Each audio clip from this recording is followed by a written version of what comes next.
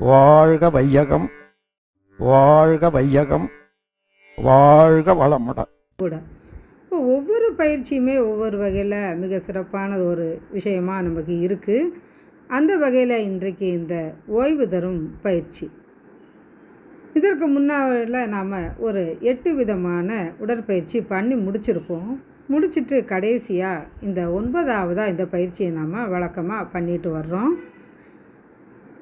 நம்ம அதற்கு முன்னால் பண்ண அந்த 8 விதமான பயிற்சிகள்லேயும் நாம் பெற்ற பயனை முழுமையாக நாம் அடையணும் அப்படின்னா இறுதியாக நம்ம பண்ணக்கூடிய இந்த பயிற்சியை நம்ம செய்து முடிச்சுட்டு தான், அதுவும் முழுமையாக செய்து முடிச்சுட்டு தான் நம்ம எந்திக்கணும். அப்படி எழுந்திருக்கும் போது மட்டும்தான் அந்த பயிற்சிகள் செய்த ஒரு சோர்வும் நமக்கு இல்லாமல் அது நமக்கு வலிமையை கொடுக்கக்கூடியதாகவும் உடல் ஆரோக்கியத்தை அன்னைக்கு நாள் முழுவதும் நம்மளை கொடுக்கக்கூடியதாகவும் சுறுசுறுப்பாக வைத்து கொள்ளக்கூடியதாகவும் இந்த பயிற்சிகள் எல்லாமே அமையணும்னா அதற்கு மிக முக்கியமான ஒரு விஷயம் இந்த ரிலாக்ஸேஷன் பயிற்சி தான். நாம் அதை பண்ணிகிட்டு இருக்கும்போதே சில சமயம் பாதியில் விட்டுடுறோம், அல்லது வேகமாக சொல்லி முடிச்சுட்டு எந்திரிச்சிடுறோம், அல்லது நம்ம இடையிலேயே தூங்கிடுறோம். இது எல்லாமே நம்ம கொஞ்சம் விழிப்புணர்வோடு இருந்து முழுமையாக நம்ம அந்த பயிற்சியை செய்வதற்கு நம்ம பழக்கப்படுத்திக்கணும். சரி, இந்த ஓய்வு தரும் பயிற்சினா நம்ம எதுக்கு ஓய்வு கொடுக்குறோம்? டோட்டலாக நம்முடைய உடலுக்கும் ஓய்வு கொடுக்குறோம், நம்முடைய மனதுக்கும் ஓய்வு கொடுக்குறோம். இன்னும் சொல்லப்போனால் இது ஒரு பயிற்சியே கிடையாது, இது ஒரு தவம். நம்ம உடலை பற்றி நாம் அறிந்து கொள்ளக்கூடிய, அதற்கு தேவையான ஊட்டத்தை கொடுக்கக்கூடிய ஒரு தவமாக தான் நாம் இதை எடுத்துக்கணும். அருட்தந்தை அவர்கள் இந்த ரிலாக்ஸேஷன் பற்றி நமக்கு சொல்லும்போது நிறையா நுண்ணிய விஷயங்களை நமக்கு சொல்லியிருப்பாங்க. ரொம்ப நுணுக்கமாக அதை பற்றி விளக்கியிருப்பாங்க. இப்போது நம்ம பருவுடல் அப்படிங்கிறது நமக்கு தெரியும், செல்களான தொகுப்பு தான் நம்முடைய பருவுடல். இந்த பருவுடலுக்குள்ள நுண்ணுடல்னு சொல்லக்கூடிய சூக்கும சக்தி சுழன்று ஓடிக்கிட்டே இருக்குது.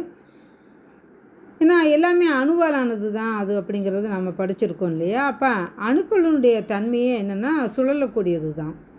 அப்போது சுழற்சி அப்படின்னா அதில் ஒரு அலை இருந்துக்கிட்டே இருக்கும் இல்லையா? எந்த ஒன்று சுழன்றாலும் சுழற்சி வரும்போது அதுலேருந்து ஒரு அலை வெளிப்படும். அப்போ இதுவே காந்த ஆற்றலாக பரவி அந்த சுழற்சியின் காரணமாக அது தனக்குள்ள ஒரு கருமையத்தை அமைச்சுக்கிட்டு உடல் முழுவதும் பரவி நமக்கு உடல் இயக்கமாகவும் மன இயக்கமாகவும் நடந்துக்கிட்டு வருது. இதுக்காக மனம் என்று சொல்லக்கூடிய ஜீவகாந்த அலையை கொண்டு அதே ஜீவகாந்த சக்தியை ஒவ்வொரு இடத்துலையும் நம்ம உடலில் செலுத்தினா அங்கே இருக்கக்கூடிய குறைபாடு நீங்கிடும். அதற்குண்டான ஒரு பயிற்சி தான் இந்த ரிலாக்ஸேஷன் சொல்லக்கூடியது. உதாரணமாக நம்ம வீட்டில் டேங்க் இருக்குது, டேங்க்கில் நம்ம ஃபுல்லாக தண்ணி ரொப்பியிருக்கோம். அந்த டேங்க்லேருந்து நம்ம வீட்டு ஃபுல்லாகவே கிச்சனில், பாத்ரூமில், தோட்டத்தில் பல இடங்களில் நம்ம குழாய் இறக்கியிருப்போம். அப்போ நம்ம பயன்படுத்தும் போது எந்த இடத்துல நம்ம அந்த பயன்பாடை நம்ம எடுத்துக்கிறோமோ அந்த தண்ணியோட பயன்பாடை, அந்த இடத்துல உள்ள குழாயை நம்ம திறக்கும்போது அந்த டேங்க்கில் இருக்கிற தண்ணி அந்த இடத்துக்கு சேருது. உதாரணமாக நம்ம கிச்சனில் பாத்திரம் கழுவுறோம் அப்படின்னா அங்கே நம்ம தண்ணியை டேப்பை திறந்து விடும்போது அந்த டேங்க்கில் இருக்கக்கூடிய தண்ணி அந்த கிச்சன் குழாய்க்கு நம்மளுக்கு வருது இல்லையா? இதே போல் தான் நம்ம உடல் முழுவதுமே அந்த டேங்க்கு மாதிரி ஜீவகாந்த சக்தி நிறைஞ்சு கிடக்குது.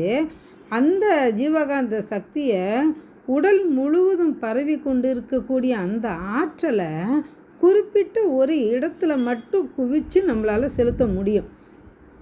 உதாரணமாக நமக்கு ஒரு கை வலி இருக்குதுன்னு வச்சுக்கோங்களேன். அப்போ அந்த இடத்துல நம்ம நம்முடைய ஜீவகாந்த சக்தியை குவித்து செலுத்த முடியும். கை வலியோ, கால் வலியோ, வயிற்றில் வலியோ, உடலில் எந்த இடத்துல ஒரு பிரச்சனை வருதோ, எந்த இடத்துக்கு அந்த ஜீவகாந்தத்தினுடைய தேவை அதிகமாக வேணுமோ அந்த இடத்துல குவிக்கக்கூடிய ஒரு வல்லமையாக இந்த பயிற்சி நம்மளுக்கு கொடுக்குது. இப்போது சாமிஜி சொல்லும்போது உடலுக்கும் உயிருக்கும் ஒத்த இனிமையான உறவு இருக்கிற வரைக்கும் தான் அந்த உடல் நலமும் நல்லாயிருக்கும், மனவளமும் நல்லாயிருக்கும் அப்படின்னு சொல்லுவாங்க. இந்த உறவு நீடிச்சிருக்கணும் அப்படின்னா இரத்த ஓட்டம், வெப்ப ஓட்டம், காற்றோட்டம்னு சொல்லக்கூடிய அந்த 3 ஓட்டம் முக்கியமாக தேவைங்கிறது நமக்கு தெரியும். அப்போ இந்த 3 ஓட்டங்கள் எப்படி இருக்கணும்னு பார்த்தோன்னா, அளவுலேயும் முறையிலையும் சரியாக இருக்கணும் அப்படிங்கிறதும் நாம் படிச்சிருக்கோம். அப்போது இது சரியாக இருந்தால் மட்டும்தான் அந்த உயிருக்கும் உடலுக்கும் ஒரு தொடர் இயக்கம், நட்பு எல்லாமே இருக்கும்.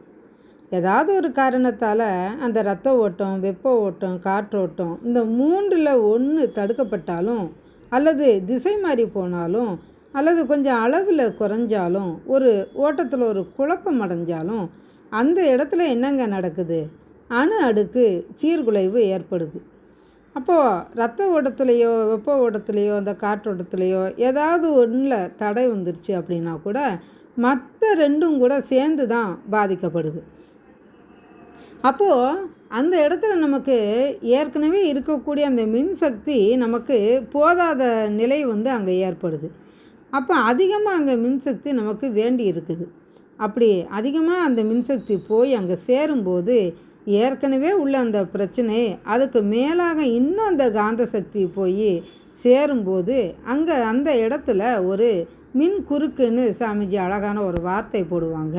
அந்த மின் குறுக்கு ஏற்படுது. இதுதான் வலி அப்படின்னும் சொல்லுவாங்க. அப்போது இந்த மின்னோட்டம் இருக்குது இல்லையா, இதுதான் வலியாகவும், அது இன்னும் அடுத்த ஸ்டேஜுக்கு போகும்போது நோயாகவும், அதுக்கும் அடுத்த ஸ்டேஜுக்கு போகும்போது மரணமாகவும் மாறுது அப்படிங்கிறது நமக்கு தெரியும். அப்போது இது எல்லாத்துக்குமே பார்த்திங்கன்னா முக்கியமாக தேவைப்படக்கூடியது அந்த உடலுக்குள் ஓடக்கூடிய மின்னோட்டம் தான். இந்த மின்னோட்டத்தை நம்ம சரியாக நடத்துறதுக்கு தான் நம்ம உடல் முழுவதும் அந்த மின்னோட்டம் ஒழுங்கான முறையில் இருக்கக்கூடியதுக்கு தான் நம்ம இந்த ஓய்வு தரக்கூடிய பயிற்சியை நம்ம பண்ணுறோம். இந்த பயிற்சியை இரவு நேரத்துலையும் கூட நமக்கு ஏதாவது சின்ன சின்ன பிரச்சனைகள் இருக்குது, மன அமைதி இல்லாமல் இருக்குன்னா இரவு நேரத்தில் நம்ம அடிஷனலாக ஒரு தடவை சேர்த்து பண்ணிட்டு படுத்தோம் அப்படின்னா நம்ம அந்த மனசையும் அமைதிப்படுத்தி தூங்கக்கூடிய நிலை நமக்கு வரும். இப்போது பொதுவாகவே பார்த்தோன்னா இதுக்கு சாமிஜி சொல்லும்போது நிறையா நமக்கு அதனுடைய பலன்கள் சொல்லியிருப்பாங்க. நமக்கு இந்த ரிலாக்ஸேஷன் பயிற்சியின் மூலமாக பிபி குறையுது அப்படின்னு சொல்லியிருப்பாங்க. அதே போல் நமக்கு ஹார்ட் பேஷண்ட் இருக்காங்க அப்படின்னா அவங்களுக்கும் இந்த பயிற்சி நல்ல ஒரு ஓய்வு கொடுக்கக்கூடிய பயிற்சியாகவும், அவங்களுக்கு நல்லதொரு இதயத்தில் வலிமையை கொடுக்கக்கூடிய பயிற்சியாகவும் இது அமையும். அப்போது இந்த பிபியும் ஒரு சரியான நிலைக்கு வருது, இருதய பாதிப்பும் நம்மளுக்கு இல்லாமல் இருக்குது. ஏற்கனவே ஒரு தடவை ஸ்ட்ரோக் மாதிரி ஏதாவது வந்திருந்தால் கூட இனிமேலாவது வராமல் நம்ம பார்த்துக்கொள்ளக்கூடிய ஒரு தன்மையும் நமக்கு இந்த பயிற்சி நம்மளுக்கு கொடுக்குது.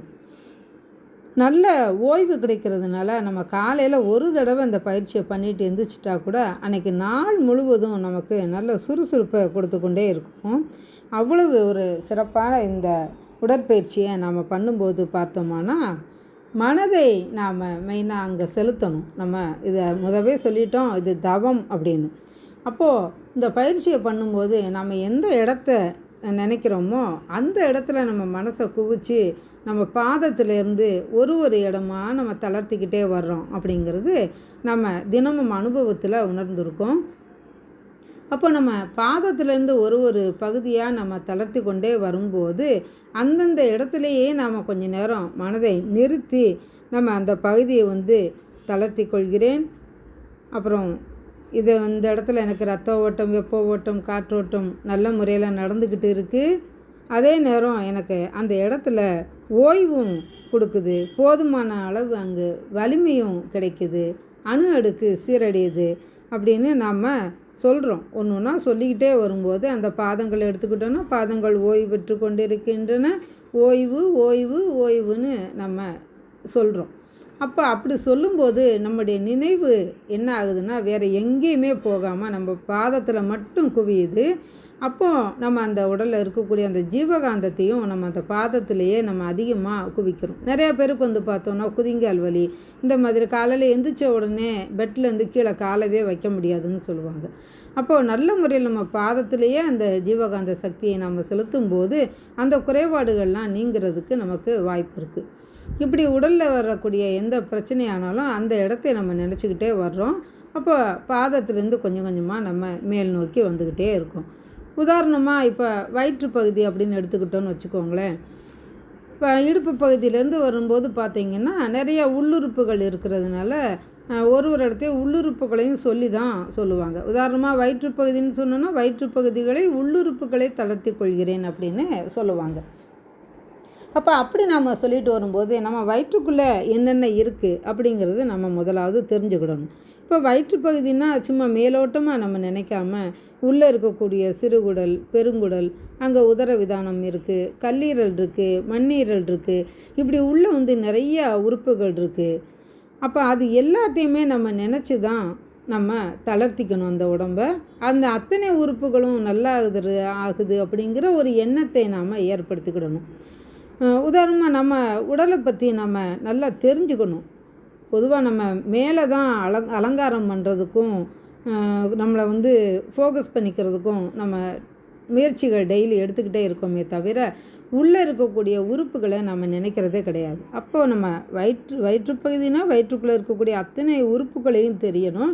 நம்முடைய அனாட்டமி முதல்ல நமக்கு புரியணும். நம்மளுக்குள்ளே என்னென்ன இருக்குது, அது என்னென்ன வேலை செய்யுது, அதனுடைய தன்மை என்ன, இதெல்லாம் தெரிஞ்சுக்கிட்டால் தான் அதை பாதுகாக்கணுங்கிற எண்ணமும் நம்மளுக்கு வரும்.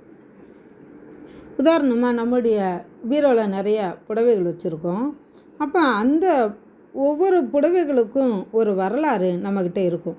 இது நம்ம எப்போ வாங்கினோம், எந்த கடையில் வாங்கினோம், இது யார் கூட போய் வாங்கினோம், யார் நம்மளுக்கு கிஃப்டாக கொடுத்தா, எல்லாமே நமக்கு தெரியும்.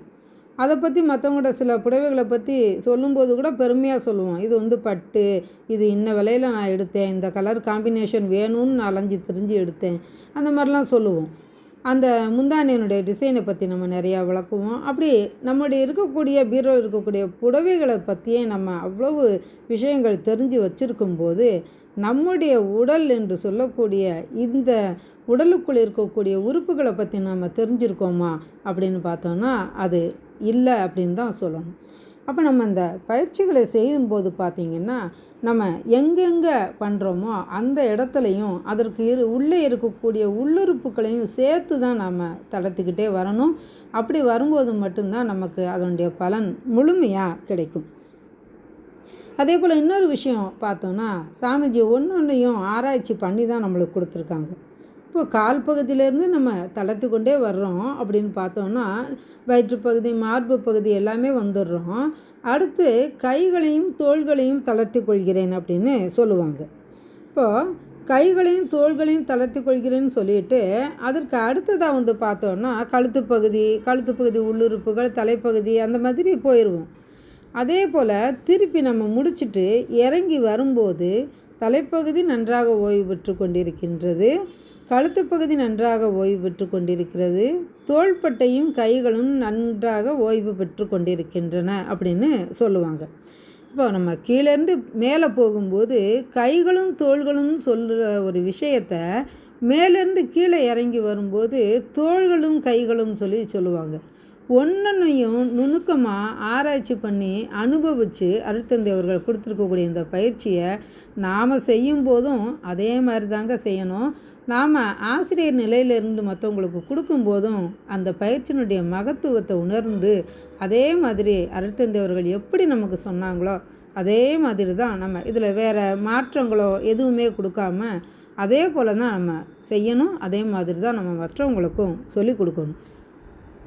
அந்த வகையில் மேலேருந்து கீழே வரைக்கும் நம்ம உடல் முழுவதும் தளர்த்தி முடிச்சிடுறோம். முடிச்சுட்டு நம்ம அப்படியே கொஞ்சம் நேரம் ரிலாக்ஸ் பண்ணுறோம். உள்ளே ஓடக்கூடிய மூச்சையே நம்ம கவனிச்சுக்கிட்டே இருக்கிறோம். உடலுக்குள்ள ஒரு ஓட்டம் அப்போ நடந்துக்கிட்டே இருக்கிறத நம்ம மௌனமாக அமைதியாக ஆழ்ந்து அந்த வேறு எந்த உடலை தவிர வேறு எந்த சிந்தனையுமே நமக்கு இருக்கக்கூடாது. நம்ம உடலுக்குள்ளே ஓடக்கூடிய மூச்சையே நம்ம கவனிச்சுட்டு அப்படியே படுத்திருக்கணும். அருமையான ஒரு உறக்கம், ஒரு நிமிஷம் உறங்கினாலும் போதும் அந்த அளவுக்கு நம்முடைய உடலுக்கு ஒரு ரிலாக்ஸேஷன் இதில் கிடைக்கும். நல்ல ஒரு தூக்கம், நைட்லாம் நம்ம சரியாக தூங்கலைன்னா கூட இதை பண்ணிவிட்டு எந்திரிச்சாலே நல்ல ஒரு ரெஸ்ட்டு நம்ம உடலுக்கும் கிடைக்குது, நம்முடைய மனதுக்கும் கிடைக்குது. அந்த வகையில் இந்த ரிலாக்ஸேஷன் பயிற்சியை சாமிஜி ரொம்ப அருமையாக நம்மளுக்கு கொடுத்துருப்பாங்க. நாம் இன்றைக்கி இந்த அத்தனை பயிற்சிகளையும் ரிலாக்ஸேஷன் அப்படிங்கிறத இன்றைக்கி பார்த்தோம். இருந்த போதிலும் நம்ம இந்த ஆரோக்கியம் நம் கையில் என்ற தலைப்பு இன்றைக்கு முடிவதால் டோட்டலாக எல்லா பயிற்சிகளும் ஆரம்பத்தில் கைப்பயிற்சியிலேருந்து இந்த 9வது வரக்கூடிய அத்தனை பயிற்சிகளையும் இந்த 9 நிலைகளையும் நாம் சரியான முறையில் செய்யணும்னு இன்றைக்கி நாம் ஒரு உறுதி எடுத்துக்கொள்வோம். எல்லோரும் செஞ்சுக்கிட்டு தான் இருக்கிறோம். பெரும்பாலும் சில சமயம் வேலைப்பளு காரணமாக நம்ம அதை விடக்கூடிய சூழ்நிலை உண்டு. இங்கே ஆரம்ப சாதகர்கள் நிறையா பேர் இருக்கிறதுனால நம்ம பயிற்சி தான் நம்மளுக்கு ஆரம்பத்தில் ரொம்ப முக்கியம். அதற்கு அடுத்த நிலைக்கு நம்ம தவம் என்ற நிலைக்கெல்லாம் போகணும் அப்படின்னா அதுக்கு நமக்கு உடல் நல்ல முறையில் ஒத்துழைக்கணுங்க. அப்படி ஒத்துழைக்கிறதுக்கு நம்ம இந்த கைப்பயிற்சியிலேருந்து அத்தனை பயிற்சிகளை நம்ம நல்ல முறையில் செஞ்சுட்டு வரணும். நாமளே அறியாமல் நம்ம உடலில் உள்ளே ஏற்பட்டிருக்கக்கூடிய பல பிரச்சனைகள் தீர்ந்திருக்கலாம், தீர்வதற்கும் வழி இருக்குது. இதை எல்லாமே நம்ம உணர்ந்து செய்யும்போது மட்டும்தான் அந்த பயிற்சிகளோட மகத்துவம் நமக்கு தெரியும். சாமிஜி பார்த்தோன்னா இந்த அத்தனை பயிற்சிகளையும் எத்தனை இயற்கை சூழ்நிலைகளில் பார்த்து, ஒரு கழுதையை பார்த்து, ஒரு குதிரையை பார்த்து, இயற்கையை பார்த்து, அந்த மாதிரிலாம் பார்த்து கண்டுபிடிச்சி அவங்க நம்மளுக்கு சொல்லிக் கொடுத்த இந்த பயிற்சிகள், அதை நம்ம நல்ல முறையில் செய்துட்டு வரும்போது தான் நமக்கு அதனுடைய முழுமையான பலனை நம்ம அனுபவிக்க முடியும். நோய் இல்லாத ஒரு வாழ்க்கையும் நம்ம வாழ முடியும். அதுக்கு அருட்தந்தையர் ஒரு அருமையான கவி ஒன்று சொல்லியிருப்பாங்க. அதை இந்த நேரத்தில் நினைவுபடுத்த விரும்புகிறேன் நான். அதாவது, புலன் பொறிகள் அமைந்துள்ள விதமும் ஊடே பூவில் மனம் போல் அறிவு இயங்கும் போக்கும் பலம் பெறவே உட்கொள்ளும் உணவு மாறி பல தாது ரசாயனங்கள் ஆவதும் நம் நலம் தீது எனும் உணர்வாம் இன்ப துன்ப ஞாபகமே வாழ்வாக இருப்பதையும் வலம் இடமாய் மாறி மாறி மூச்சு ஓடும் வல்லமையும் நிகழ்ச்சிகளும் கூர்ந்து பார்த்தேன் அப்படின்னு ஒரு கவியில் சொல்லியிருப்பாங்க. அப்படி உடலை பற்றின கூர்ந்து பார்த்த அந்த ஆராய்ச்சியின் காரணமாக இவ்வளோ ஒரு எளிமையான ஒரு உடற்பயிற்சியை நம்மளுக்கு கொடுத்துருக்காங்க. ஒரு குறிப்பிட்ட வயசுக்கு மேலே நம்மளால் பல ஆசனங்கள்லாம் செய்ய முடியலை என்ற போதிலும் கூட இந்த எளிமையான பயிற்சியை நாம் எப்பொழுதும் செய்ய முடியும். ஆக இந்த பயிற்சிகளை அனைத்தையும் நாம் வாழ்வில் சிறந்த முறையில் செஞ்சு நம்முடைய ஆரோக்கியத்தை நம் கையில் வைத்துக்கொள்வோம். சில சமயம் நமக்கு நேரம் இல்லை அப்படின்னு சொல்கிறோம். இப்போ நாங்கள் பயிற்சிகளுக்கு போகும்போது மக்கள்கிட்ட கேட்குறது உண்டு, எத்தனை மணிக்கு எழுந்திருப்பீங்க அப்படின்னு. 6 மணிக்கு எழுந்திருப்போம் அப்படின்னு சொல்லுவாங்க. அப்போது ஒரு மணி நேரம் முன்னாடி ஒரு 5 மணிக்கு எழுந்திரிங்க. அப்போ அந்த 5 to 6 நம்ம உறங்கக்கூடிய அந்த நேரத்தை நம்ம இதுக்கு பயன்படுத்தி கொள்ளலாம். அது நம்முடைய நேரம், யாருடைய தொந்தரவும் இல்லாத நேரம். இந்த நம்ம பொதுவாக என்ன செய்வோம், நம்முடைய குடும்பத்துக்காக மற்றவங்களுக்காகத்தான் எந்திரிச்ச உடனே நம்முடைய நேரத்தை செலவழிக்கிறோம். ஆனால் இந்த 1 மணி நேரத்தை நாம் நமக்கான நேரமாக, நம்முடைய உடலுக்காக, நம்முடைய மனதிற்காக, நம்முடைய ஆரோக்கியத்திற்காக ஏற்படுத்தி கொண்டு நாம் இதை தொடர்ச்சியாக செய்யணும் அப்படின்னு நாங்கள் அவங்களுக்கு எடுத்து சொல்லுவோம். அந்த வகையில் எப்படியாவது ஒரு நேரத்தை நாம் ஒதுக்கி கொண்டு நம்முடைய ஆரோக்கியத்தை நாம் பாதுகாத்து கொண்டு ஆரோக்கியத்தை நம் கையில் வைத்துக்கொண்டு சிறப்பான முறையில் நாமும் வாழ்ந்து நமது குடும்பத்தையும் மற்றவர்களையும் வழிநடத்தி நம்மை சார்ந்து அண்டி வரக்கூடிய அனைவருக்கும் இந்த பயிற்சிகளையும் கொடுத்து மனவளக்கலையை அனைத்து இடங்களிலும் பரப்புவோம் என்று சொல்லிக்கொண்டு இந்த அருமையான வாய்ப்புக்கு நன்றி பாராட்டி இத்துடன் இந்த சிந்தனையை நிறைவு செய்து கொள்கிறேன். அனைவருக்கும் நன்றி. வாழ்க வளமுடன். ஸ்கை வேதாத்திரியம் அமுதம் சேனலுக்கு இதுவரைக்கும் சப்ஸ்கிரைப் பண்ணின அனைத்து அன்பர்களுக்கும் மிக்க நன்றி. வாழ்க வளமுடன். அனைவரும் வேதாத்திரிய தத்துவங்களை உலகறிய செய்வோம். இந்த சேனலை உங்கள் அன்பர்கள் அனைவருக்கும் ஷேர் செய்து பயன்பெறுங்கள். நன்றி. வாழ்க வளமுடன்.